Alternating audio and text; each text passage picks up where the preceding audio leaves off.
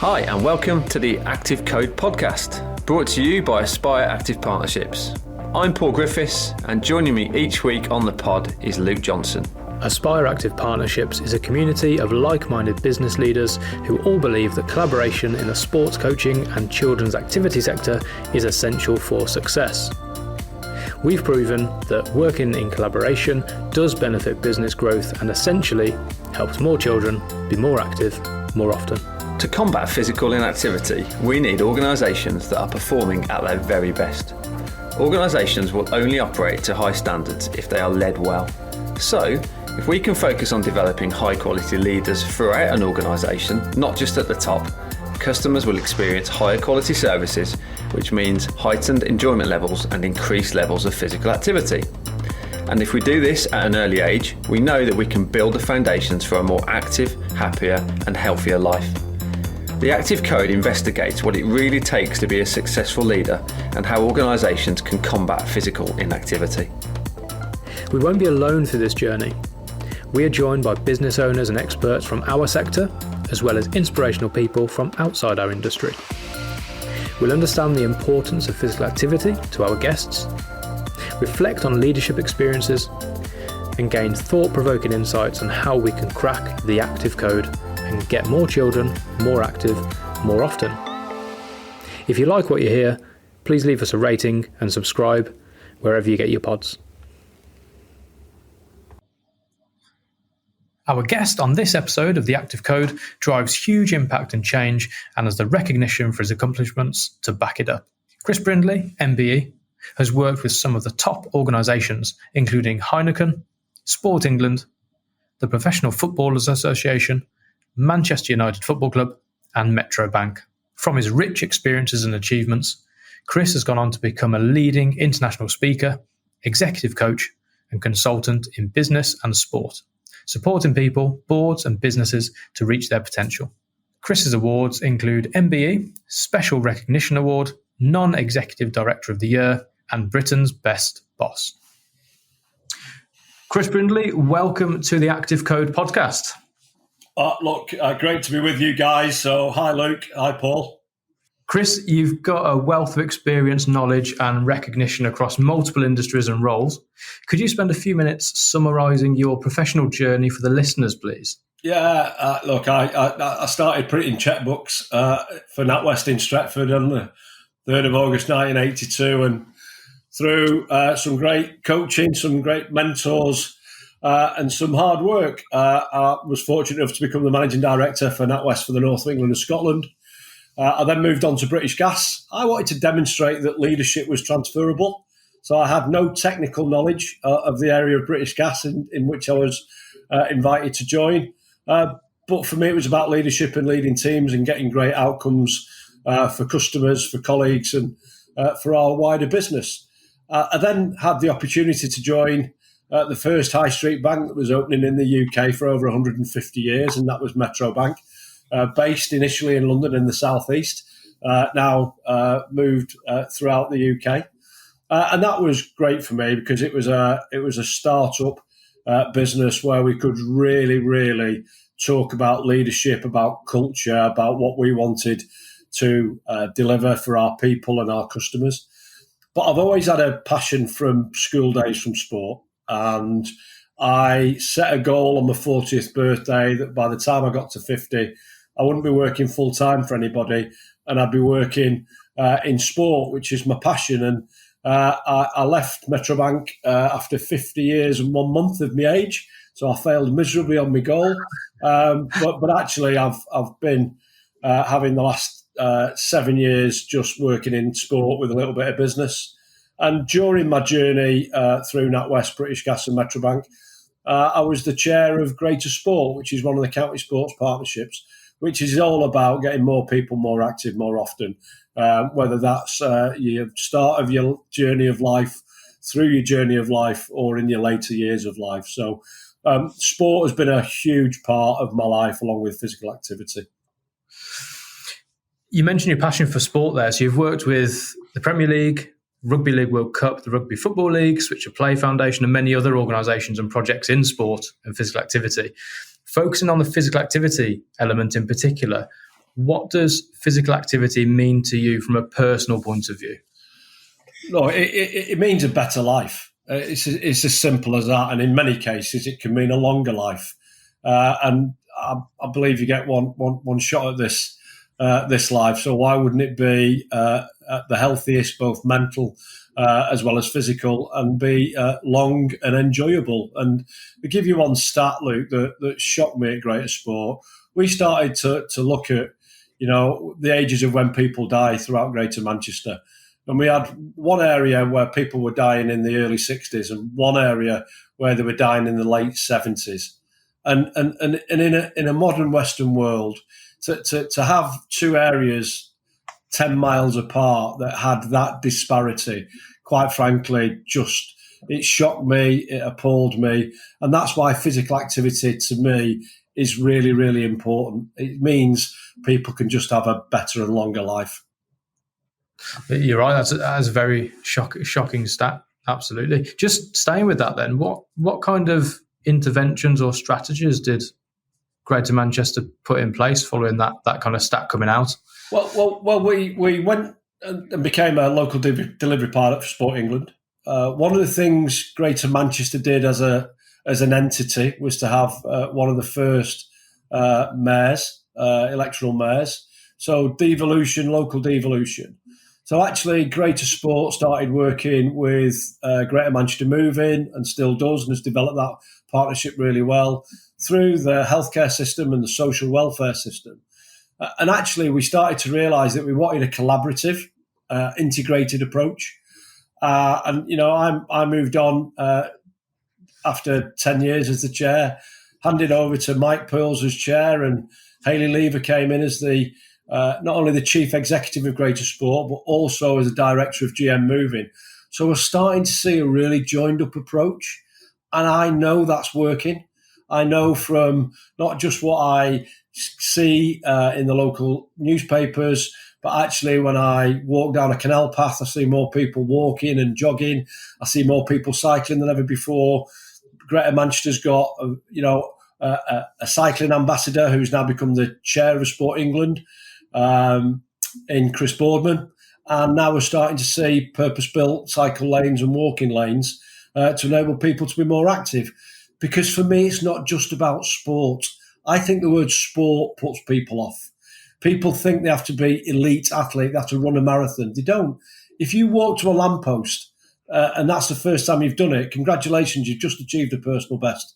The following day you walk to the second lamppost, congratulations, that's a personal best. The day after it's 3, congratulations, that's a personal best.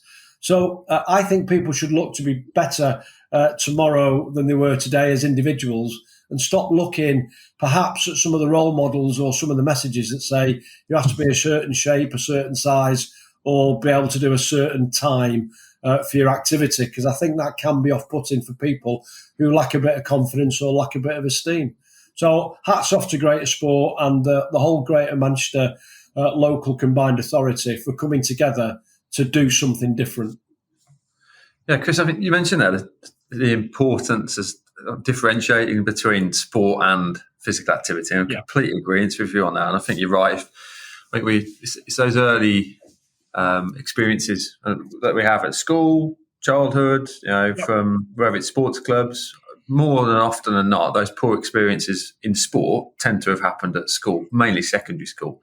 Yeah. And we usually see that kind of ever-evolving circle of those people that have had that poor experience, especially if they go into education and teaching. They tend to then think, well, I didn't like sport at school, so I now have no confidence or a lack of understanding, lack of knowledge, lack of skills to teach it at that primary level. And then we see that almost like a revolving headache of, well, how do we get more children active? How can we get more children active? I think you're right. The importance of activity and the education around that is very important, because sport isn't for everybody.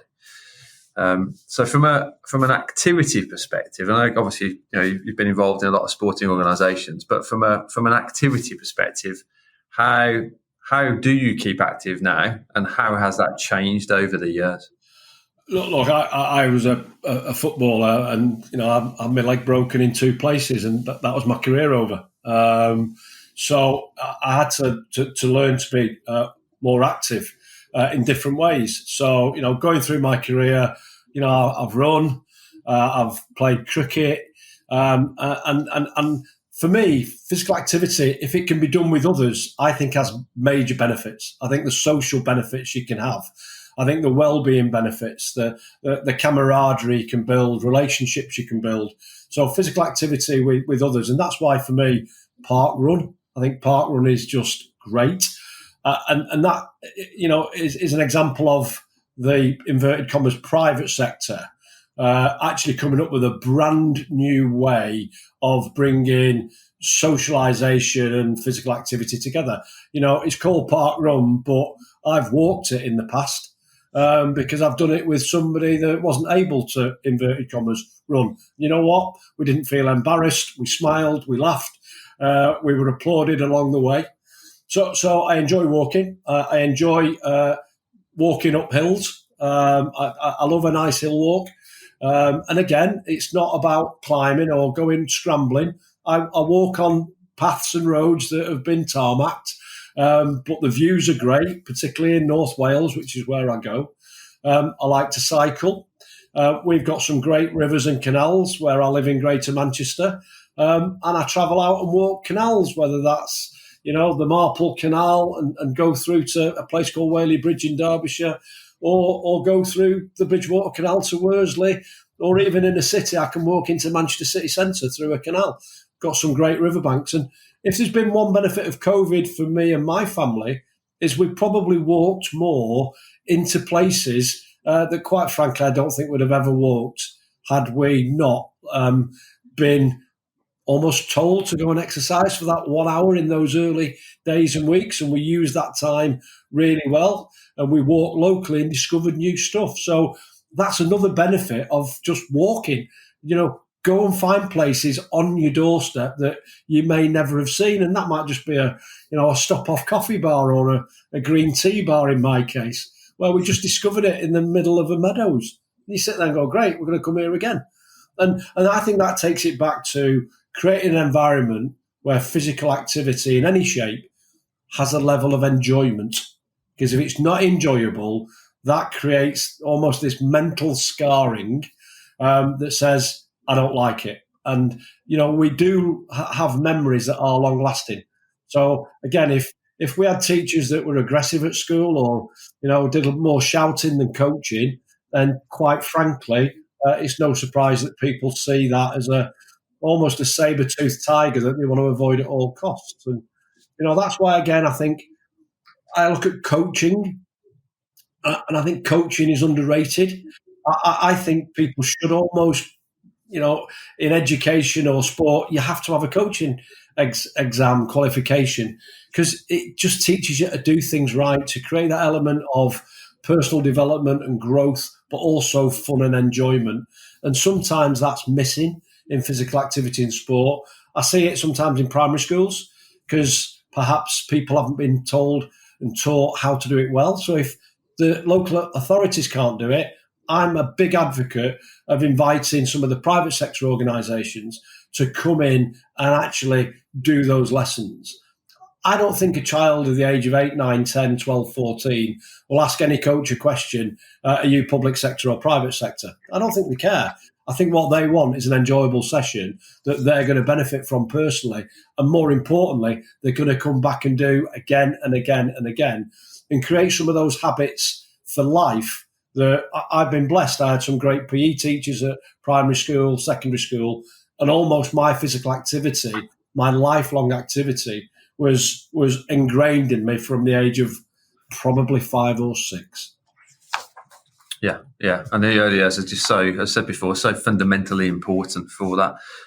So from a benefit side, Chris, you've already mentioned from a mental wellbeing perspective, a physical wellbeing point of view as well, the benefits of activity and a whole. But you mentioned COVID in particular, and during the lockdown, you found new places that you haven't discovered before, which is brilliant. Now, how do we get how do we get that to continue? I mean, I know you mentioned earlier on with regards to the collaboration pieces with Greater Manchester and the local authorities, I guess, from an infrastructural point of view, and new cycle lanes, and that's happened in Birmingham over the last few years as well. There's been great investment in cycle lanes, for example, going in and out of the city. We've got the Commonwealth Games coming later this summer, which is very exciting. So how do we make sure we can get those people who have discovered the basics of activity, walking, let's say, or cycling? How can we make sure that they're continuing to do that over this kind of critical period leading up and out of, hopefully, at some point out of the pandemic? Yeah, look, I think it's, let's acknowledge the reality of some people have found it really challenging to get out and about and do activity. So, firstly, I think we have a responsibility to educate and inspire about the benefits and remind people.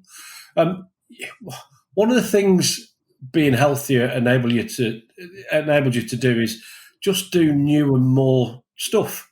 So, if I like walking, and if I want to, walk in North Wales, and I'm with somebody who hasn't got that physical activity, I just talk to them about what do they want to achieve, and would they want to walk with me in North Wales, or where is it they want to walk? And we start having conversations about what's the art of possible, and start goal setting and looking to the future. And as I said earlier, I don't care if somebody just walks to one lamppost. If they walk to 2 tomorrow, 3 the day after, and by a week they've walked to 7, funnily enough, they won't need me to walk with them for the 8th lamppost. They'll be doing it themselves. So I think it's, there's the old saying, how do you eat an elephant? And the answer is to sort of do it in bite-sized chunks. And I think showing people that, a journey of 1,000 miles starts with one step, getting people to have the confidence to take that first step, and then recognising that for that individual, that first step was more significant than perhaps a Mark Cavendish winning yet another Tour de France stage. Because you know what? He's got into the habit of doing it. So often helping people overcome the fear of that first step. And once they've done that, doing recognition to show them that they can do another one and another one and another one.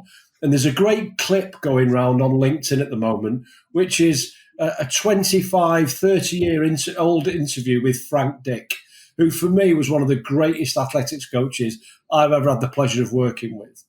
And he talks about that simple, a girl saying, I failed because I ran 100 metres in 18 seconds. He said, no, you didn't. I had you down for 19. You've just beaten my expectation by 1 second. You are a superstar. And you know what? That girl turned up the next time and she ran 16 seconds. She was still 8th. He said, no, you've not come 8th. You've just beat your personal best by 1 second. Congratulations. You are a superstar. You've beat your personal best. She came back and did 15 and 14. She finished 7th, 6th, 1st. And all the time, he was just setting her really small incremental goals. And after that, she then chose to realise that she didn't need Frank to help her do it.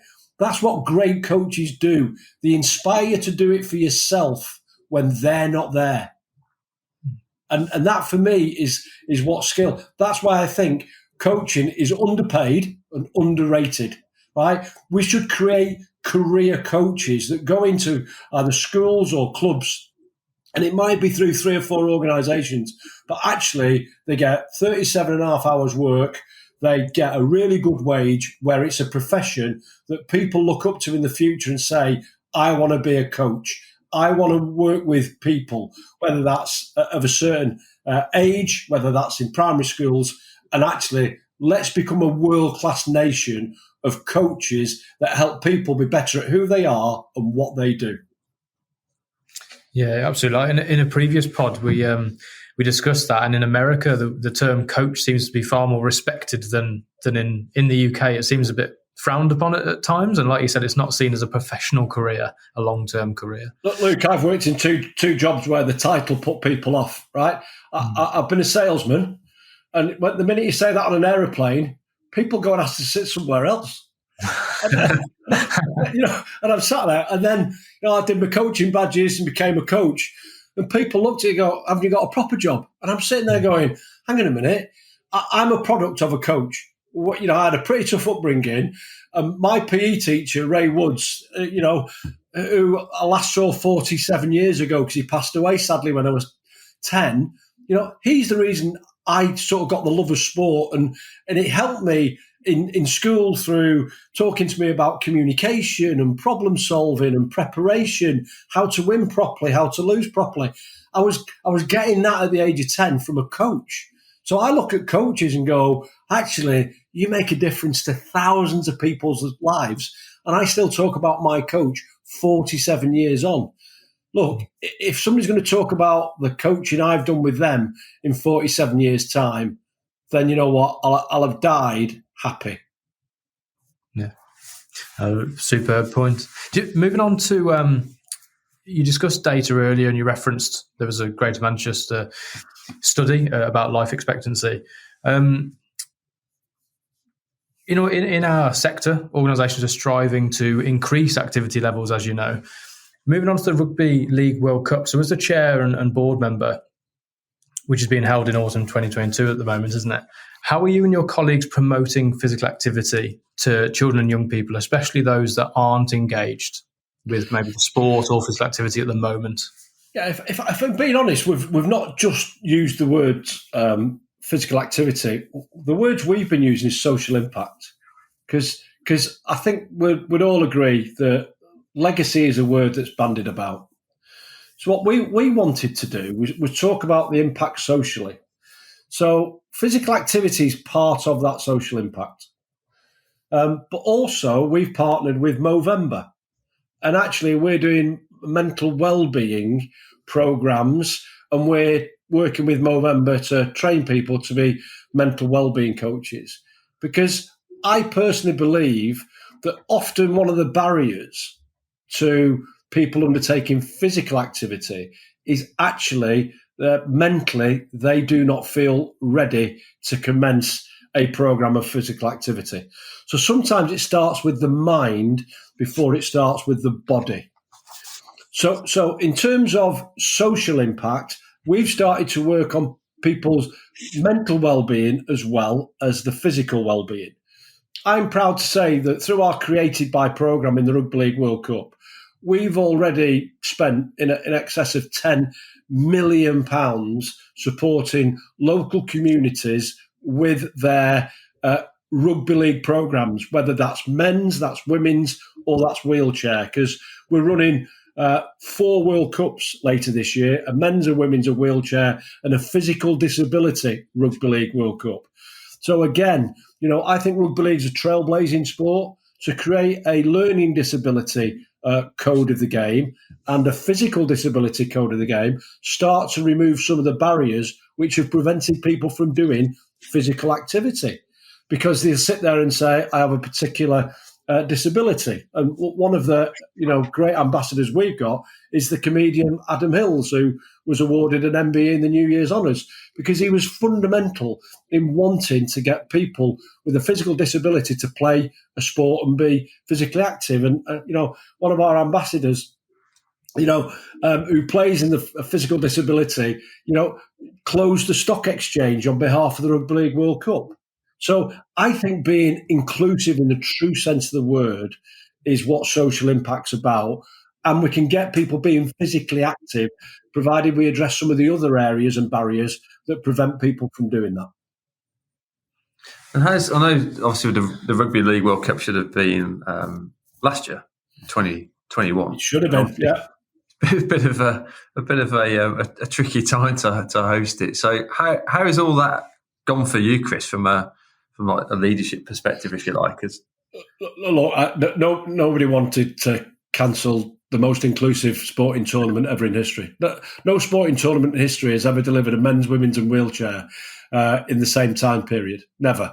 And no global sporting tournament has ever provided equal prize money to men, women and wheelchair either. Participation fees equal for men, women and wheelchair. In previous tournaments, the wheelchair and women's weren't even getting participation fees. So we talk about being truly inclusive, and that's one of our 4 values. Look, I described it as a solemn moment in the history of our sport, because we were going to be the only global tournament taking place at the back end of 2021. Now, we are also in a calendar with the Women's Euros. We're in a calendar with the Birmingham Commonwealth Games 2022, as you know, Paul. We're in the same calendar as the World Gymnastics Championships in Liverpool. And then there's a small matter of the FIFA Soccer World Cup in Qatar. Now, some people might see that as, wow, that must be really challenging. Well, no, it's a great opportunity to be part of the greatest year of sport ever seen, both in this country and worldwide. And, we want to be part of that. Has it been hard? Yeah, we've had to renegotiate every single venue. And we've had to look at all of our staff because they were due to leave at the end of the year, and we've lost some colleagues to other events. We've had to ensure our broadcasters still have the same available time slots. And I'm delighted to say, as an example, the BBC will show live every single game, whether that's men's, women's and wheelchair, the majority of which will be on BBC TV. The rest will be on some of the other channels and digital. So would I have liked it to happen in 2021? Yeah. Did it? No. Are we going to still deliver the best Rugby League World Cup ever? Absolutely. Why? Because we've decided we are going to. And I've got an outstanding chief exec in John Dutton and his team, his exec team. We are blessed with a great board. We've been supported well by British government, by UK sport. Look, we talked earlier about collaboration. When I do write my book and people talk about great examples of collaboration, the Rugby League World Cup 2021 will be absolutely one of those examples and case studies. Awesome. I look forward to seeing all of that. Paul, we've got a game in Coventry, so I expect you to be there. It's World Champions Australia versus Scotland. I look forward to seeing you. Have you got the fixture list up on your wall there?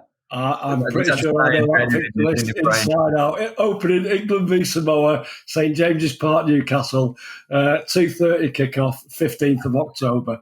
That'll be a good opening ceremony as well.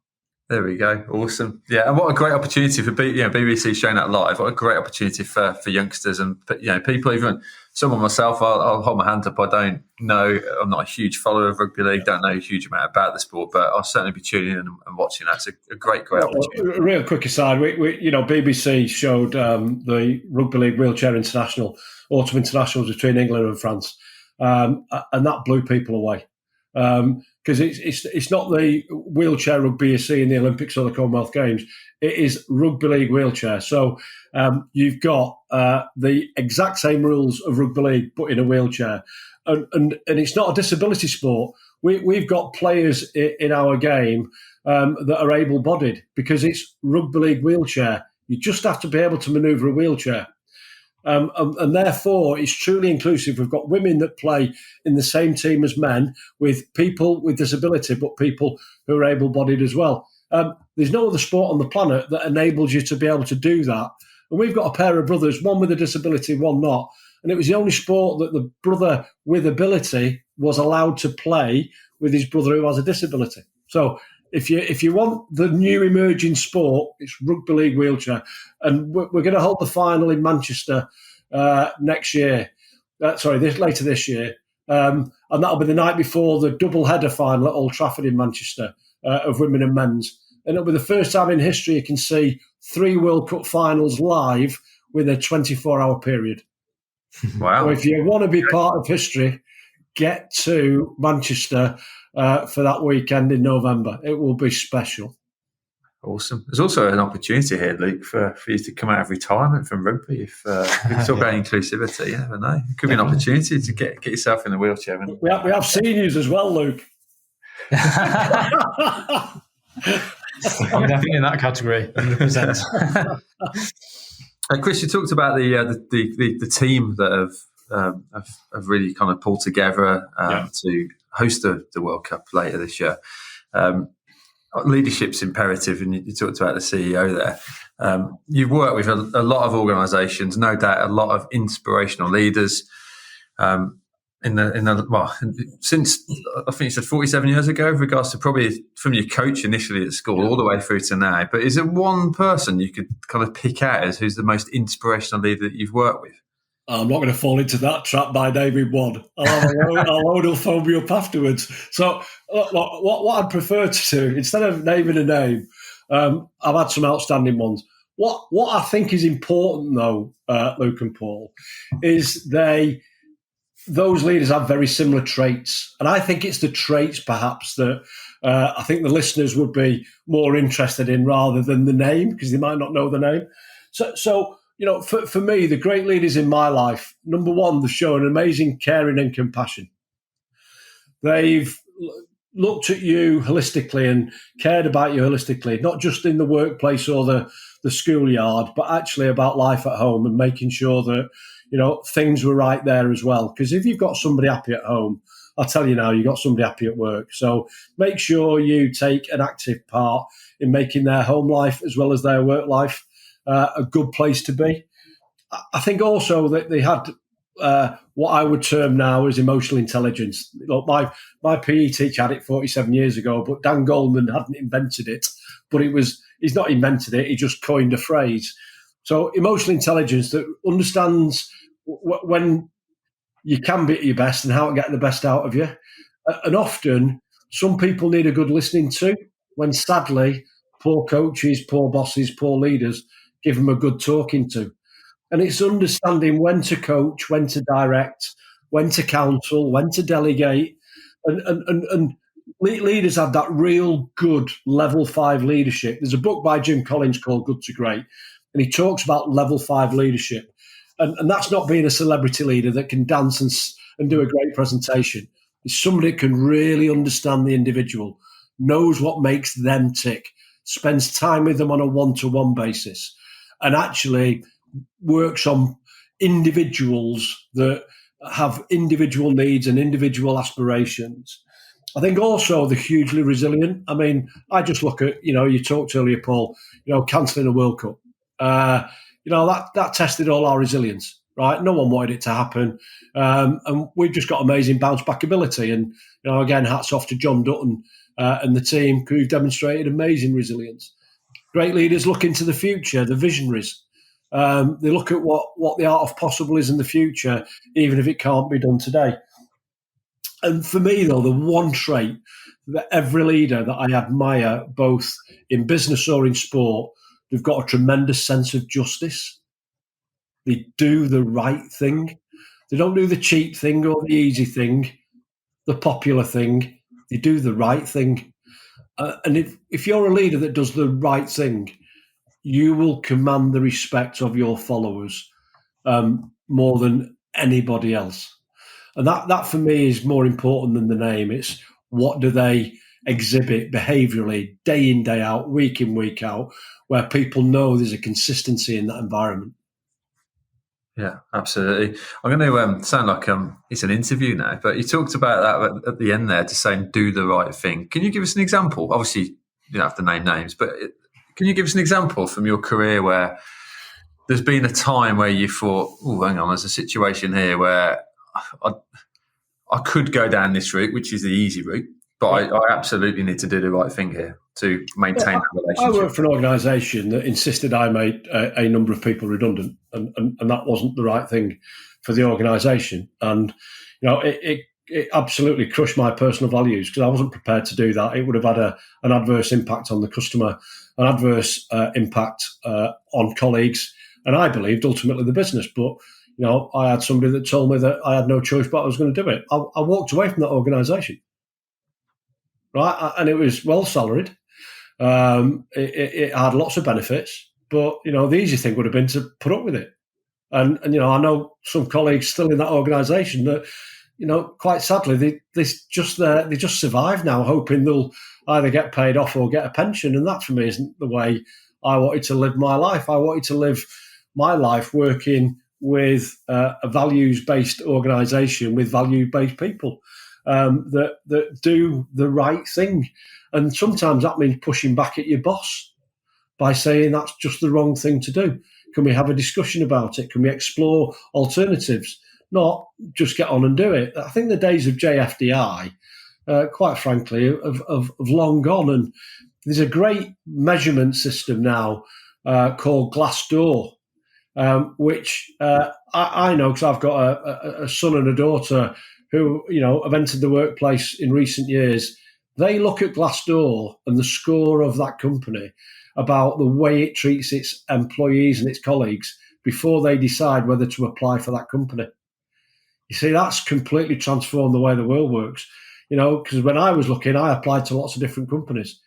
So now if you're an organisation that doesn't have a very good ESG, environmental, social and governance process, if you've not got an anti-slavery policy, if you don't embrace diversity, quite frankly, you're history.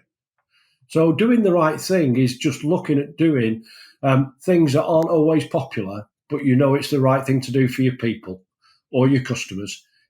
I use a very simple example. Have any of you guys phoned up an organisation recently and got an automated voice response? Yeah, press 1 for this, press 2 for that.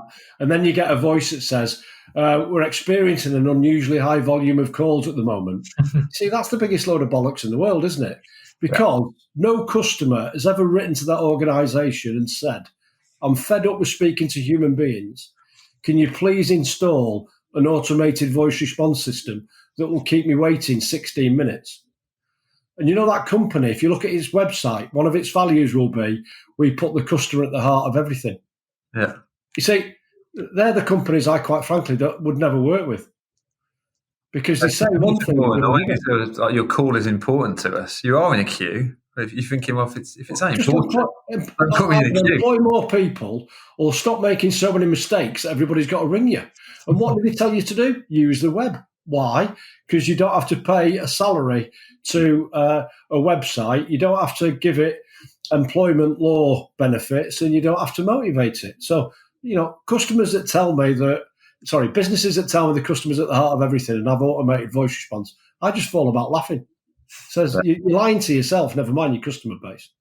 And there's an example of just doing the right thing versus, sort of doing it right, but just don't lie to us.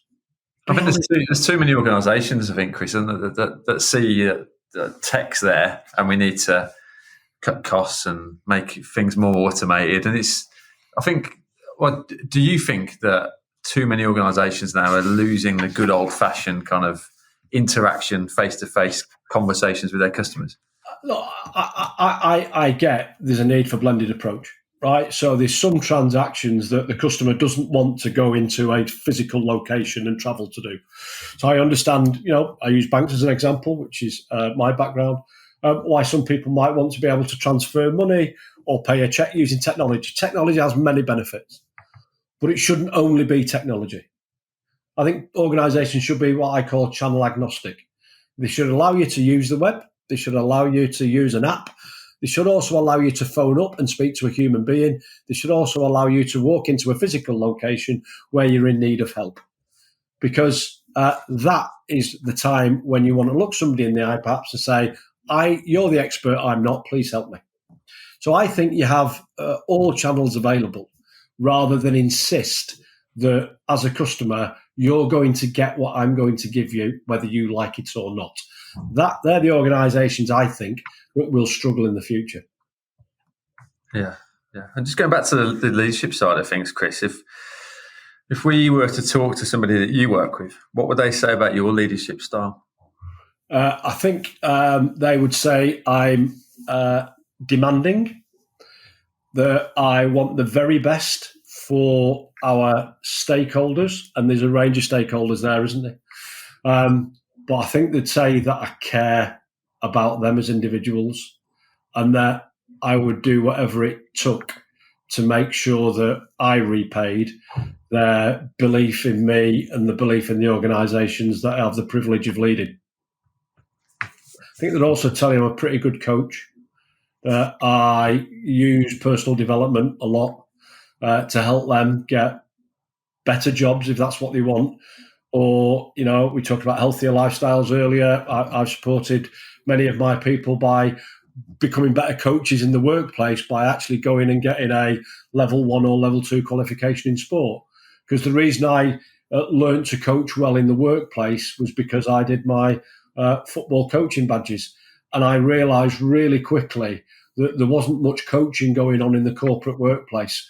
And I could make a difference by using the skills I'd learnt through a coaching qualification, how to communicate, how to break things down into simple to understand language, things like that. So, look, I am demanding, but I do it because I care. I care about people. Great coaches see a greater potential in people than sometimes the people see in themselves. So often a coach will push an individual through a particular situation because they've got more belief in the individual than the individual's got in themselves. And then when it's happened, the individual looks back and says, thank you. I would never have taken that step. But you pushed me hard, you challenged me because you saw the greater potential. And now you've shown me I can do it. I'm really, really grateful. And again, for me, that's my experience of great coaches. And like you said before, you've done the right thing. You do the right thing from your example in your previous role as well. It's like feedback, right? And that's the word I use. I hear some utter nonsense, right? Like constructive criticism.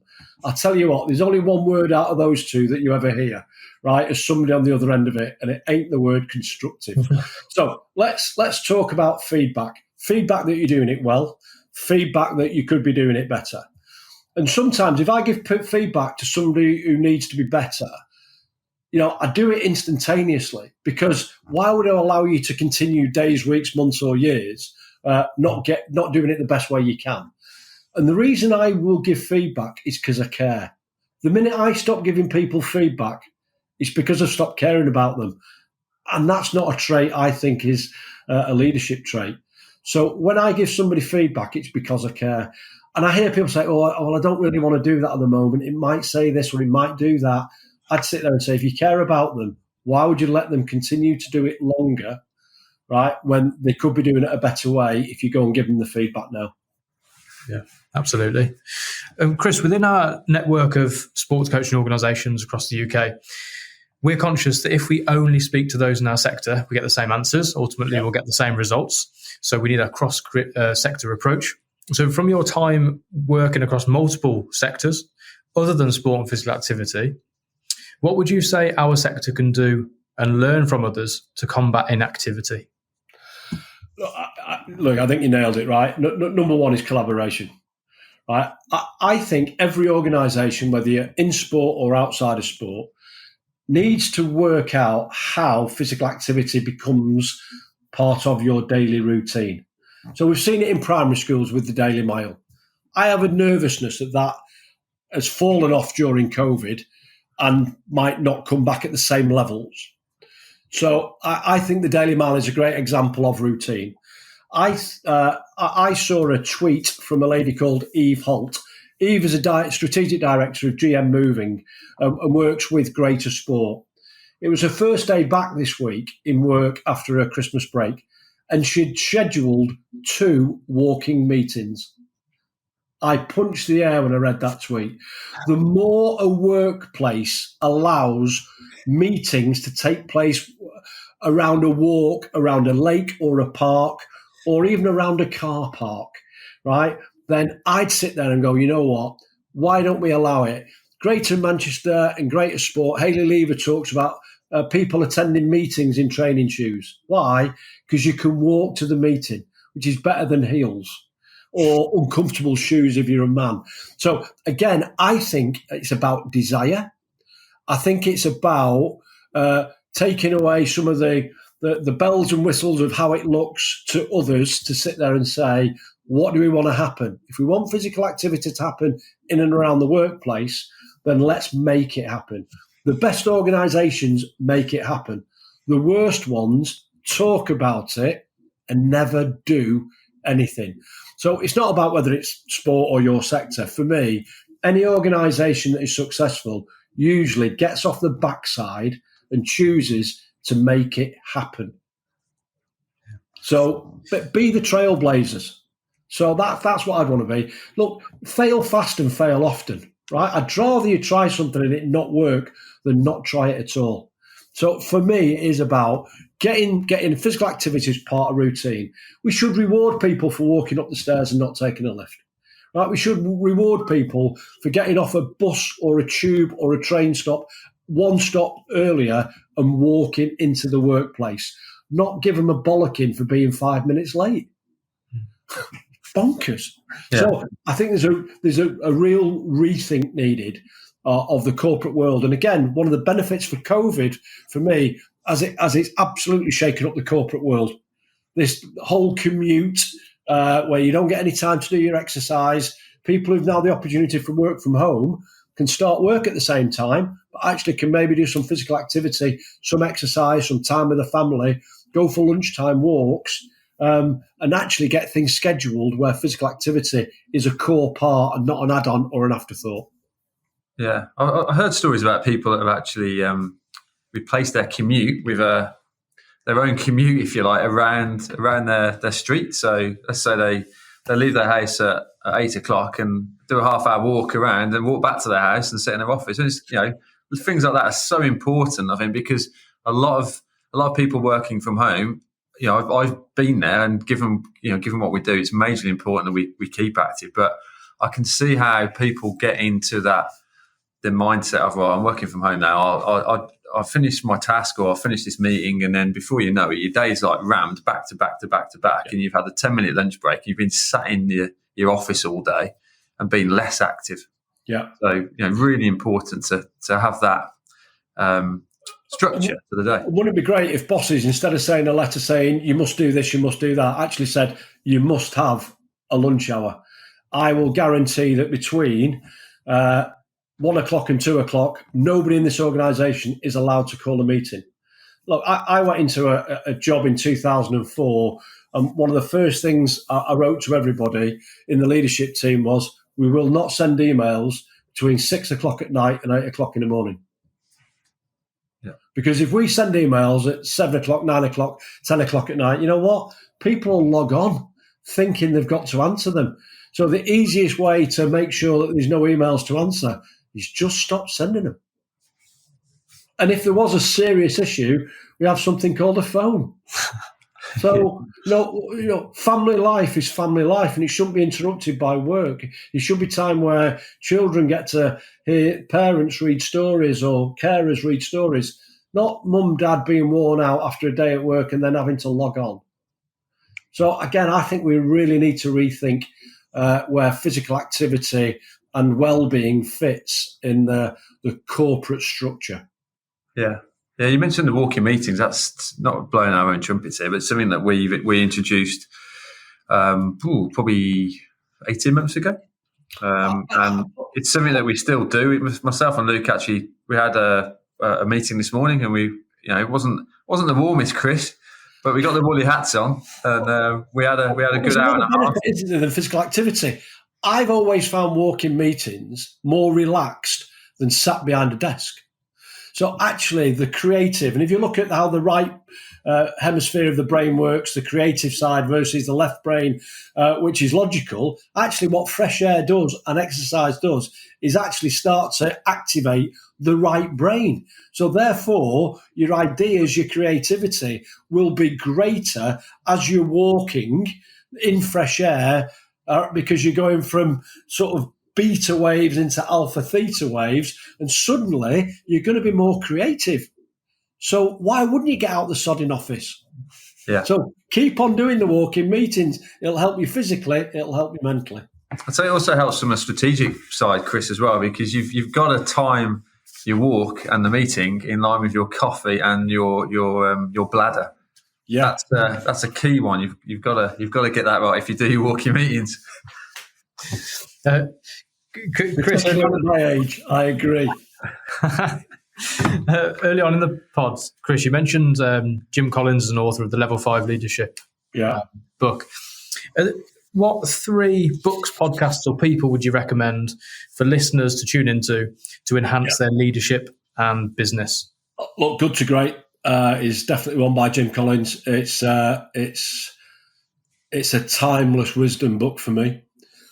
Secondly, I'd encourage people to read a book called Rise by Royston Guest. That's about personal growth.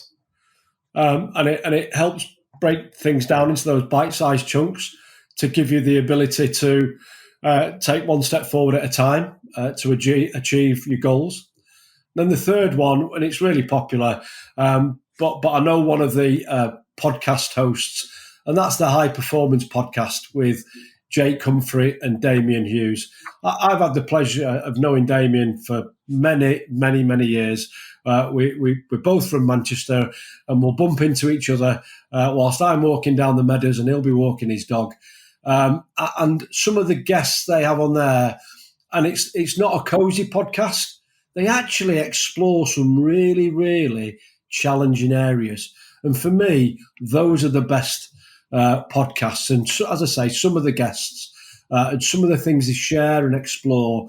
And because Damien's a professor of psychology and Jake, runs some pretty decent businesses as well as being a high-profile presenter. For me, that's one that I'd recommend to everybody. And I'd recommend they listen to it whilst on a walk.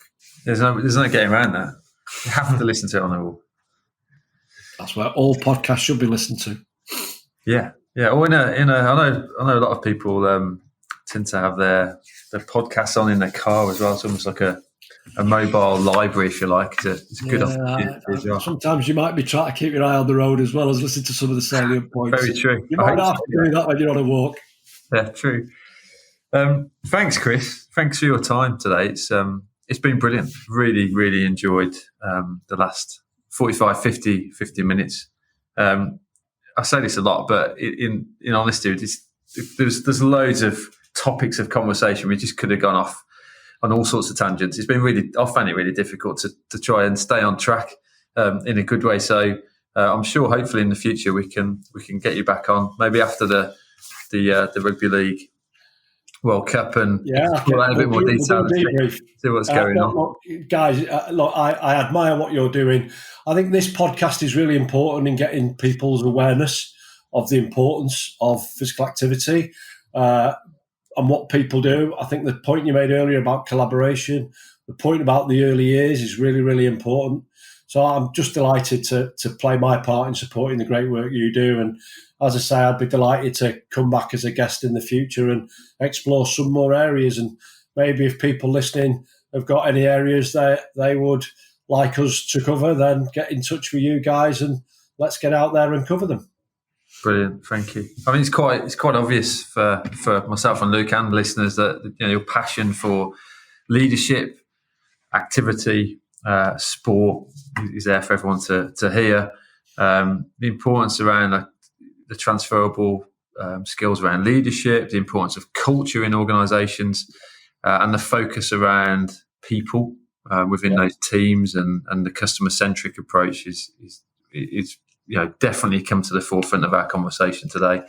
I think it was nice to briefly explore that kind of collaboration and joined-up approach, in particular around the public and private sectors, and we're definitely advocates of that. No surprise there, but let's hope over a short period of time that more and more organisations realise the importance of that and the impact that we can all have on children and young people, and really kind of help shape their activity trends going forwards and their lives. You've got a wealth of knowledge that will hopefully only help listeners and going forwards, that will help to have a huge impact on our wider sector going forward. So I thank you for that, and I thank you for sharing your experiences with us today.